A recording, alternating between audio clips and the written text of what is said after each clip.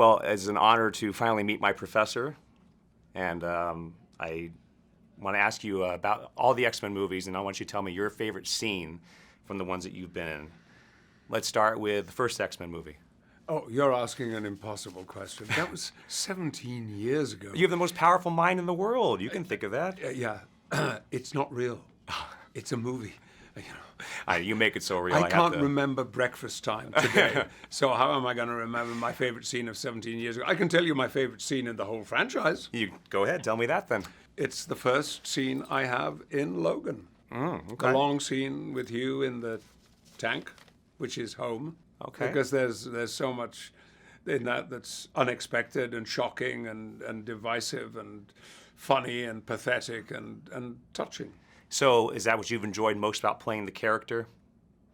Your interaction with the students and... Oh, yes. Among other things. Yeah, that interaction with all of the X-Men has been absolutely central to helping to create who Charles is. Sure. Well, you know, as much as I love the casting of so many characters in comic movies, I have to say that you had the most natural resemblance out of anybody in all these movies. When they first approached you to play Charles years ago, were you even familiar with the character or the X-Men series at all? I knew nothing. I will tell the anecdote once more that I was doing ADR at Warner's for a film I'd made with Richard Donner, Dick Donner, and I got a note passed to me saying Lawrence Schuler Donner would like you to call on her in her office when you're done with the ADR. Right. So I went along, and her assistant said the door's open, go on in. So I pushed the door open, and this woman I had never met before picked up this comic book and held it in front of her, and I said to her, "What am I doing on the front of that comic book?" Oh, that's hilarious. And she said, "Exactly." And that's where it all began. I have never heard that anecdote, but I'm glad you shared it with me. With all due respect to the other comic movies that we saw in the 70s, 80s, and even the 90s, the X-Men series was really the first to launch what we now know as the comic book genre. And at the time, only you and Halle Berry really had a big fan following, which to me makes this even more impressive that we could have such an incredible movie following for virtually an unknown cast.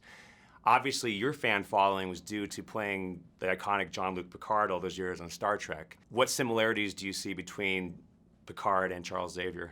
There are, of course, a lot of overlaps between Jean-Luc Picard and Charles Xavier, largely because there's a guy called Patrick Stewart involved in that as well. Sure. And you take a character on and put him inside you, and then this blend happens. So there's always a mixture of the character and the actor. At least that's what interests me, and that's what interests me most about other actors who do that.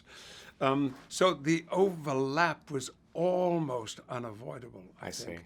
But their backstories were so very, very different that they rarely responded in the same way. They would always have responded in different ways to whatever the stimulation or the provocation was in either of their franchise.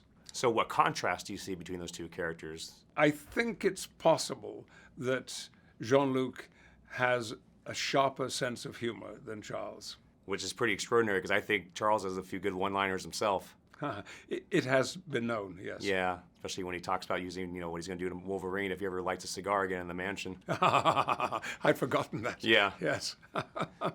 Well, I'm just glad you didn't use any mind control on me during this interview, because it wouldn't have gone nearly as well. But it's an honor to finally meet you. I've been a big fan of your work for many, many years. And Thank you. Just very, very humbling to finally meet you. Oh, thank you very much. You're it's welcome. kind of you to say so. And you know what? You need to get your hands seen to. Yeah, you know, I'm going to see my manicurist when I get done with these interviews. I think that would be There's good. a good one down the street. I'm from LA, so I don't really know New York too well, but I've heard there's a good one down the street here, so I'll check them out. Yeah, I in fact, almost anybody. A pair of shears is what you need, I think. Yeah, I'll take that advice. Thank you. Very good.